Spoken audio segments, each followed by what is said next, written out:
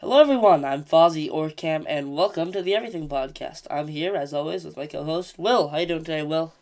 Doing great, Cam. Super excited for today's almost exclusive Wakanda Forever episode. How are you Yes, doing? I'm doing fantastic. Like you said, almost. We have a few other things we'd like to talk about, and they all happen to be film and show related. So I'm really excited for today's episode.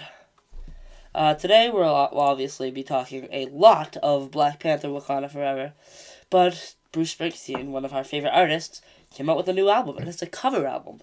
And then there are Indiana Jones 5 rumors that the trailer is supposed to be released soon. And then I watched the first episode of the Sylvester Stallone show, Tulsa King, and then we'll go into Black Panther. So let's start off with the new Bruce album. Well, what are your opinions on it? I have just had a phenomenal, change in opinion as I continue to listen to the album, and I mean this in a good way. When it first came, my first listen, and I would just like to say that you cannot judge things off of your first listen. You Yep, need to listen to it many times. totally. I think I've experienced this way too many times to make a final proclamation after a first listen. But anyway, my first listen, I was like, not enjoying it. This isn't really my thing. I didn't think some of the lyrics flew particularly well together at times, but as I continued to listen to the album, I was like, wow, Bruce voice rocks. Got some rockin' songs on Yep. here, some really catchy choruses on certain ones. So the more that I listen to it, the more I'm like, boy, this is not elite Springsteen, but what a fun album. And you're I not like think that's why he expect released it, to be a yeah, fun album. you're not expecting, yeah, don't expect us to be No some Beach Street official, Band, it's just him, yeah, and don't he's expect some it's official like a little release, side project, yeah, Mastermind Springsteen, not going on tour for this, just a fun thing, which I've, come to continue to accept and just enjoy more and more as I continue to listen to it. So this is an album that just grows on me by the listen here, Cam. What have your thoughts been on it? So it's definitely not my favorite Springsteen album, but what really intrigues me is that he decided to do a full cover album. Now he's done covers before. There's a few on High Hopes, and I don't believe he's ever done a full album of all covers. And oh no, Seeger Sessions. Seeger Yeah, Sessions, that's it. yes, that's it. Seeker Sessions, even if I don't listen to the album, Live in Dublin, one of my favorite I Springsteen love things Live in ever. Dublin. Amazing Yeah, show. just I so could, intriguing. live in New York City, live in Barcelona, live in Hyde Park are phenomenal. But I could go into a courtroom and argue that Live in Dublin is my favorite Springsteen live show, concert DVD release, and I could have legitimate arguments to back myself up. Yeah, 100%. It's just such a intriguing show, an intriguing live album. But anyway, Yeah, back to Only the Strong Survive. When the album first got announced, I was kind of confused. And when I listened to the first song that was released, "Do I Love You," which he played on Jimmy Fallon last 2 days ago, I believe. yep. Um, that came out. I had no clue it was a cover until he put on another video explaining what he was doing. After I watched that, I kind of got it. But wow, I haven't gotten the chance to listen to all the original versions of the songs on this album, but I'm just impressed that he was able to pull off such a successful cover album. I mean, "The Sun Ain't Gonna Shine Anymore" is such a great song, and That's one of my favorites yeah, "Turn on Back the the Hands of on Time," on the album. all solid tracks, and I'm just so happy that he's making music at age that he's at. He's not young anymore, but he's still on Jimmy Fallon, jumping in the air, commanding his band or whatever. It's just so fun to see, and we saw him with Howard Stern a few weeks ago, sharp as ever. Jimmy Fallon, I think he gets a little more nervous, but I still thought he was just fine. And we learned some very cool information that he might do a song or two with Taylor Swift because they'll both be touring around the same time, and they're both friends with Jack Antonoff. So I'm really happy to hear that. Um, yeah, I'm just really, really happy that we have another Springsteen album, and I can't believe you won Jimmy Fallon for it. And we discussed last week, I love Jimmy Fallon, so yeah, I'm just really thrilled that we got this album. Yeah, and like you mentioned listening to some of the original versions of these songs. I may do that eventually, but I've actually held off on that with this and with Seth Avens album where he covers Greg Brown songs. Like for both albums, I actually hold on. And I can understand both ways, but I actually held off on listening to the original versions because I didn't want to have to like compare and stuff and like one less than the other. So as of now, I just listened to them and experienced them for the first time through Springsteen. So that's been really cool. But look, maybe a year from now and after I've, had some time, I will go back and listen to the original versions. Of But course, yeah. so far, I've went ahead and let myself discover them through Springsteen and his versions. And I don't want anything to like get in my head and mess the Springsteen versions up. So kind of for that reason, I've held off on listening to the original versions of the songs and just experienced them for the first time through Springsteen. Yeah. So, this being, like I said, he's up there now. He's an older fella. Do you think we'll get another album with the E Street Band? I do. I think at least one more. He's going on He said tour he'll never next retire. year. Yes, I mean that's a big statement. So yeah, I mean these three band and Springsteen are still at a perfectly fine place. So I think absolutely at least one more album. But I also think that if Letter to You is the last album that he ever puts out with the Street Band, it's a perfect way to close it off because that was an album, as he explained about, love and loss and summing up everything he had done throughout Mm-hmm. his about 50 years with the Street Band. So I'll say at least one more album. I mean, heck, I would probably argue for more, but I will also I say hope this: more. if Letter to You is the final E Street Band album, I think like the topic of the songs is a perfect way to be the final E Street Band album if it is. Yeah, and I'm just really happy that he's touring again, and I hope he's had some more dates to Boston. I mean, he still has time. Um, you guys are traveling far away for your concert there, and I think he's kind of simmering down. But he did say on Jimmy Fallon he's stuck on 3 hours of concert, so His it's longest concert of about 4 hours and 4 hours. in Yeah, in like 2 minutes happened in 2016, which is only 6 years ago. So like the late 60s Springsteen is putting on his longest show of over 4 hours. yeah. It's incredible. I mean that's just crazy. Um, moving on from Bruce Springsteen, we have some Indiana Jones news, and this will just be quick.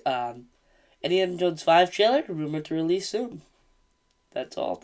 That's all we know. Yeah, so first of all, let me say this, by the time that Indiana Jones 5 comes out next year, I will watch all of the movies, all of the sequels, and I look forward to watching them, especially the third Indiana Jones movie, which you've told me is your favorite. It's Uh, phenomenal. in the oh, I bet it is. Whenever I look at the ranking list for the Indiana Jones films, it's always 1 and 3 at the top on every single Yeah. list. It's Raiders of the Lost Ark at 1 and 3 at 2. But I would just like to add to this because I know the most recent one in what like 2006 or 2008, 2008 I was believe. the Yeah. was the last one. Since that one, is your probably everybody's least Yeah. favorite, or as I see from the rankings. What are your thoughts on there being a fifth movie? Do you think it'll be subpar, or do you think it could actually be like Top Gun Maverick, where it's this great sequel all these years later with an older man version of the lead character? Yeah. So I don't think it'll be anything like Top Gun Maverick. That was one of the best movies of the year, Incredible movie. and one of the real. I felt like I was just going to see a film. A real movie. A real movie going experience. And I don't think I'll get that same feeling when I go see Indiana Jones 5. Um, do I have faith in our director, who I'm blanking on his name? Yes, I do, because he directed Ford v Ferrari, which was a very great movie, with Matt Damon and Christian Bale. I just thought that's a good movie, and it takes quite a bit to direct the movie with those two big stars. So I am confident that his directing will be fine. Um, I'm kind of worried about how old Harrison Ford is. Well, at the time of shooting, I believe he was 78, 79. That's old. That's really old. And if he's like jumping on cars, I mean, it'll just lose a lot of its believability, you know? That's a good point, but also with like modern CGI and stuff, they can do what they need to do make to not make him look too old per se. Yeah, but I kind of hope they don't do that, as that Sure. would more or less ruin ruin Indiana Jones, what it is. I don't think Yeah. Spielberg would ever in a million years approve of that. Um, so I just hope that they don't do that ever. Yeah. And I mean, in terms of how Harrison Ford delivers his lines and stuff like that, I I'm think not worried about that. we don't have to worry about that because we just saw him in two recent Star Wars films, and his line delivery was as on point as Yeah, ever. So that's the least of my worries. that's not what I'm worried about. I'm worried about an Yeah, of course. 80-year-old I man completely get it. Yeah, of swinging on course. vines. Yeah, of course. I know. I completely get that, and I completely get what you're saying about like that potentially going into non believability. I completely understand that. So hopefully that doesn't happen. Yeah, and I just would like to see what they're going to do with this, because obviously Shia LaBeouf is an awful human being, and he's not in this movie, and he plays Indiana Jones' son in the fourth one. I don't I don't know what they're going to do with that. I haven't looked into like the production of the film. I don't know like who's playing who. So if his son just isn't there, that would be strange. But I still think it'll be a fine entry. I'd Yeah, put it probably around this on par with Kingdom of the Crystal Skull. I wouldn't even come close to comparing it to Top Gun Maverick, but right. I don't think it will be awful. Now Yeah, I'd like to yeah, take a moment to talk about Tulsa King, which is a show yeah. I watched with Sly Stallone, and it was The legend outstanding. himself. Yeah, it was outstanding. I mean, how the heck has that man not made a mobster film or show yet?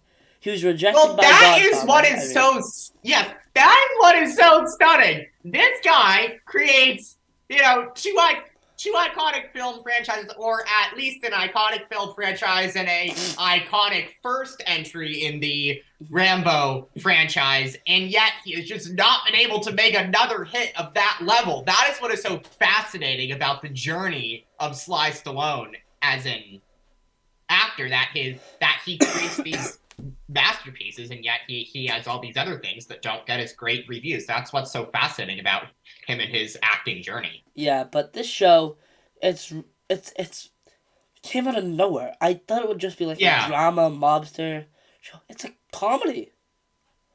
I mean, it still has some drama mixed in there, but it made me laugh. It seriously made me laugh, and I'd recommend you guys watch it if you have Paramount Plus, which is the most annoying streaming service of all time. But I really have enjoyed this show so far, more than I'm enjoying Andor. I mean, it's a show I cannot wait for episode 2, which comes out the 20th. So yeah, I'm really excited for more Tulsa King.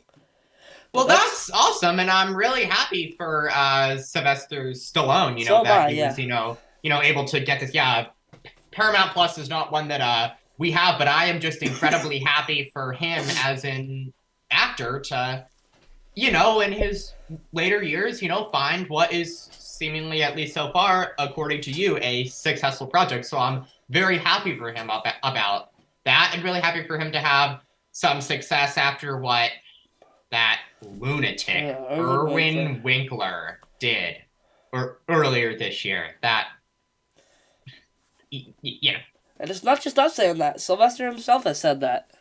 absolutely. So yeah, that's kind of an annoying thing that happened. But now it's time to talk Black Panther: Wakanda Forever. Will start it off. All right.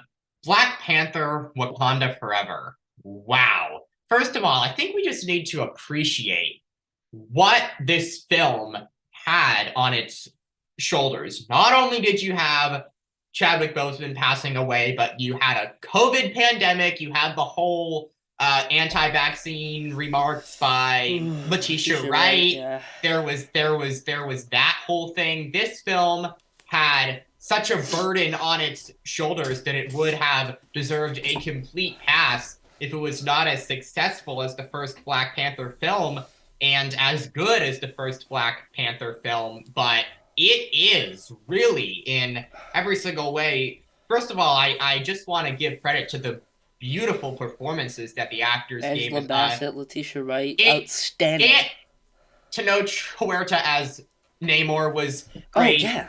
Angela Bassett is a powerhouse. I mean, that I would woman. not.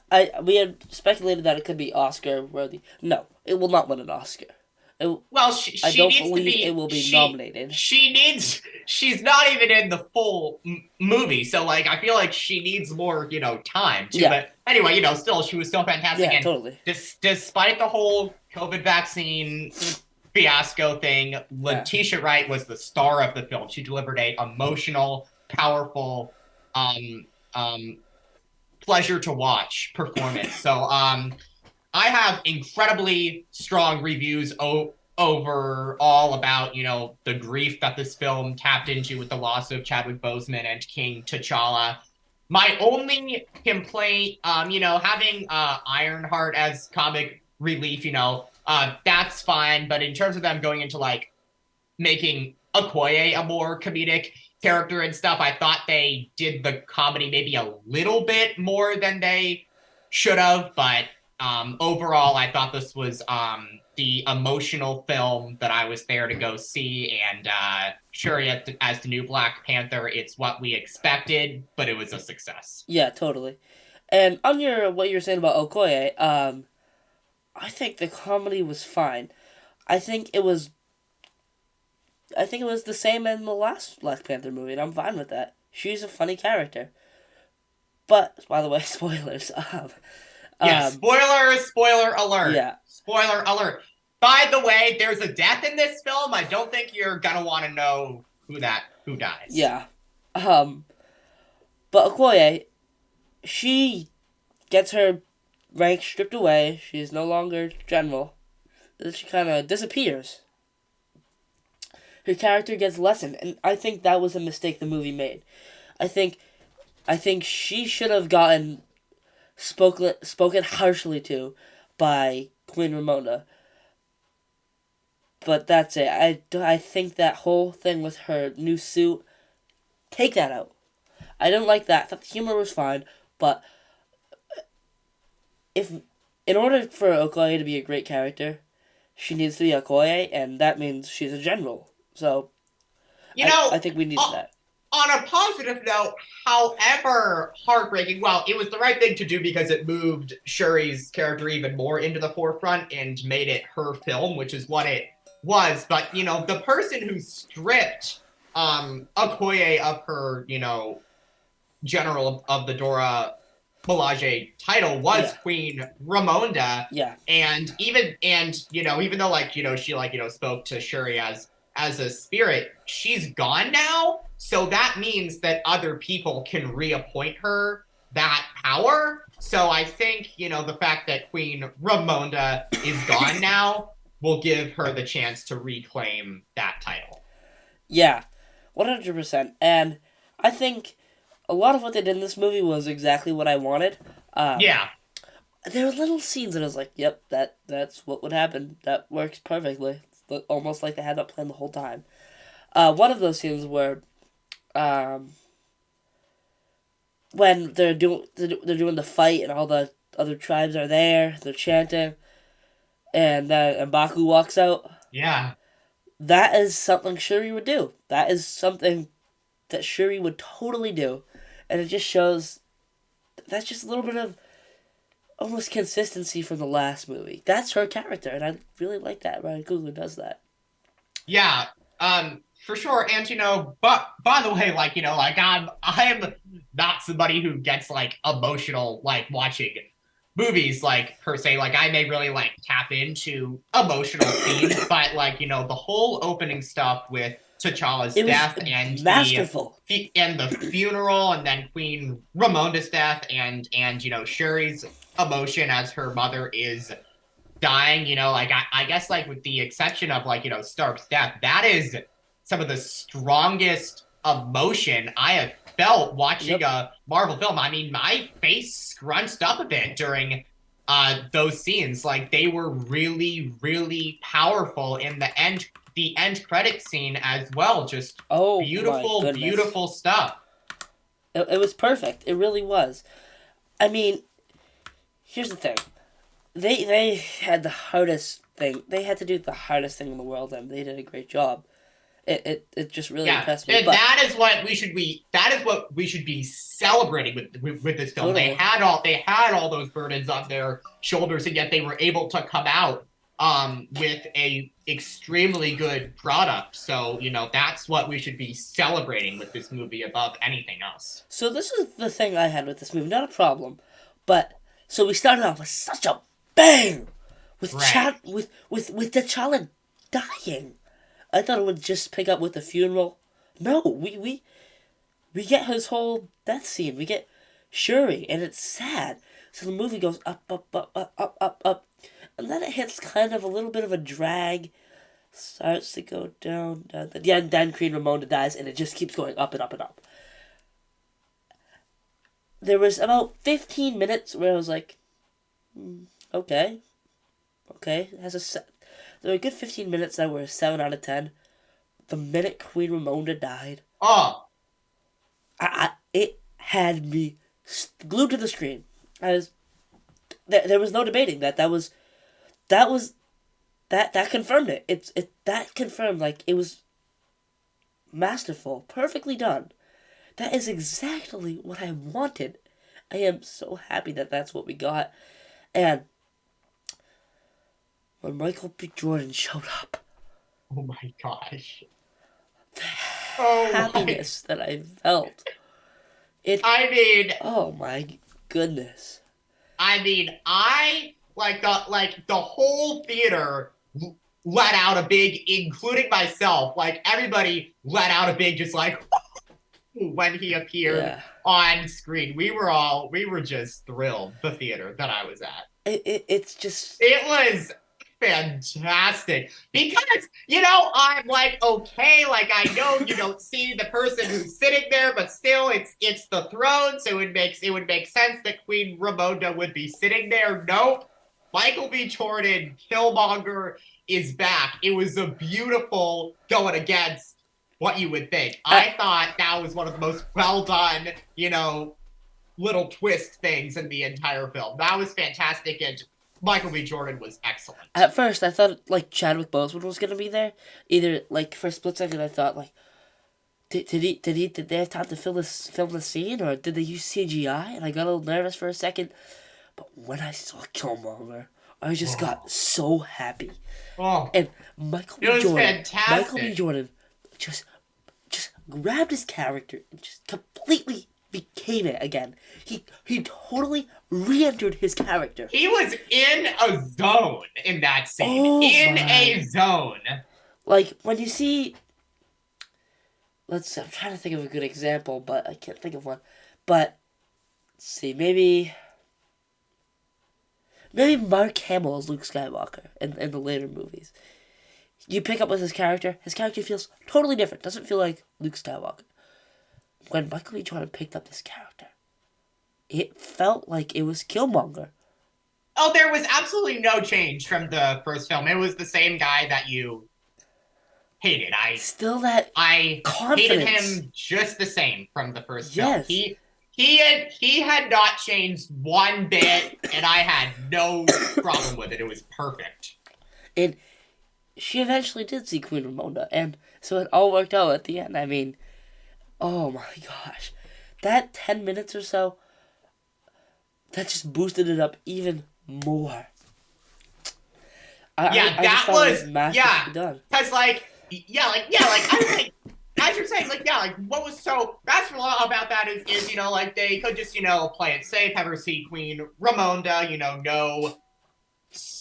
no surprises, and then, final battle, were done. So they could have taken the, like, more easy to be expected route. Nope. When they did that, like you, I was so fired up because I was just like, yes, this is something different, something that I didn't see coming. I love those moments in movies, and this film did it perfectly. Yep. And I would like to apologize because I should have taken those Killmonger rumors more seriously. And when you think about it, it makes perfect sense for him to show up in a moment like that. It really does.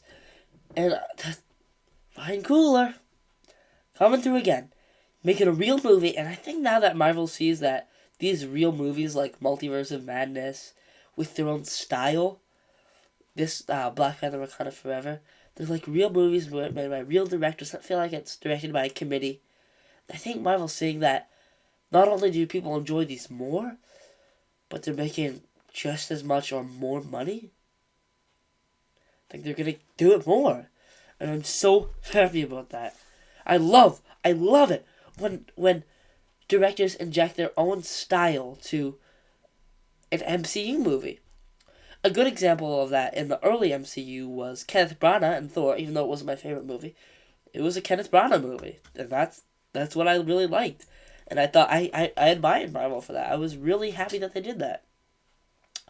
Yeah. And now with Ryan Coogler, he made his own movie, and I loved it. I think the final fight scene, some people are saying it's a bit anticlimactic. I agree to an extent. To a little bit. I don't know why they had it at the middle of the ocean. I think they should. I did like how they had them end on like a desert and stuff. Like that was like a cool, like That was kind of really like cool. scenic spot for them to. And I just felt like it could have been a little more like like that. I like if you know Yeah. what I'm saying, Yeah. but like I would have loved to see Shuri really physically beat up Namor for Yep. what he did to her mother. So like I would have wanted like Shuri just like a little bit like just that like like that true anger, like you killed my mother, you're gonna pay for this. I felt like they could have done that a bit more, but it was still a solid MCU final fight. Totally, yeah. I think they could have replaced the fight in the middle or middle-ish of the movie when when Namor and the Telecon attack. I made a mistake last episode and called them Atlanteans. That's from Aquaman. But the rest of the Telecon, they when they attacked Wakanda, that should be the final fight, and the one in the sea, that should have gone in the middle. Yeah. But for Shuri as Black Panther, I thought they could have made her Black Panther a little bit earlier in the movie because it just felt a little bit rushed. It still worked fine, but just I was okay with it. Yeah, that wasn't my like I didn't have a problem with that. I did like the whole Shuri journey of not just I'm gonna become the new Black Panther. That's that. No. She evolves into deciding that the Black Panther is not dead. She doesn't want to be in it first, so I liked that kind of full circle storyline. Yep, and Ironheart, I think. Yeah. Could have left her out, but the fact that she's getting her own show, I think it was really a lot better to introduce her in a movie. She wasn't a bad character. No. Just not as compelling as the other ones. No. And, some, with the exception of, her, whole, science experiment vibranium, thing being a big part of the story. Kind of after that, you feel like there's not really a space for her. She's just kind of there. Yep. So if it wasn't for her own show, my thought process would have been just leave her out. Yeah, but still... A solid character. She was still a solid character. She actually made me laugh. She made me laugh. That's kind of what I wanted. Yeah, didn't she have that... Yeah, she had that, young, gifted in black line in that, one scene, I think, with Shuri and the thing that really made me laugh... The thing that really made me laugh was... when they were all leaving and the cops were at her workshop. Yes. And she put on the suit and one of the cops said, "She's got an Iron Man suit." And that made me laugh. And it reminded me a lot of Iron Man. A lot. Yeah, I mean, if they're gonna have like an Iron Man successor, I want them to do it well, but they've done it pretty well so far. Yeah. So overall, this movie gets an 8.5 out of 10 on the MCU score-o-meter. A fantastic film, and a fantastic film, and it was also just a great addition to the MCU. Yeah, I think I'll go in 8 out of 10 for this. And just as we continue to talk about it, as the MCU, continues to evolve and stuff, even though I had issues with like, Moon Knight, Miss Marvel, She-Hulk, I do always appreciate Marvel, all these projects and trying something new. Moon Knight, new creative Yep, thing, She-Hulk, first comedy, however horrendous it was. Like the water is sitting right there, and I love how Wakanda Forever introduced this new idea of an underwater tribe because totally. he It's world building. It's world yeah, building. exactly. Our whole issue with Black Adam was that there was nothing new, and in Yep, this film, introducing an underwater crazy. tribe Yeah, is this whole Marvel, concept that has not even been remotely explored yep. before. So And same I with love, Namor, a yes, character who's really big in the agreed. comics. Yeah, and I love how they, made him, more of an anti-hero, and you Yep, get where he's coming from. I totally. love villains like that, but I love Marvel, all these projects in trying something new and introducing new concepts, and that's exactly what they did with this underwater nation in this film. And I thought it was just a great new idea to bring in. One final thing on Wakanda Yeah, Forever is Everett Ross. That whole subplot. I thought it was fine. I mean, me, me too. forgettable, but Yeah, but like still like he was in the first film, so you want to see him again. totally, yeah. And So his scenes were because we funny. were I mean, able to, I didn't have an issue with it. yeah, I really enjoyed it. But yeah, that's about it for today's episode of the Everything Podcast. Thank you guys so much for tuning in, and see you next time.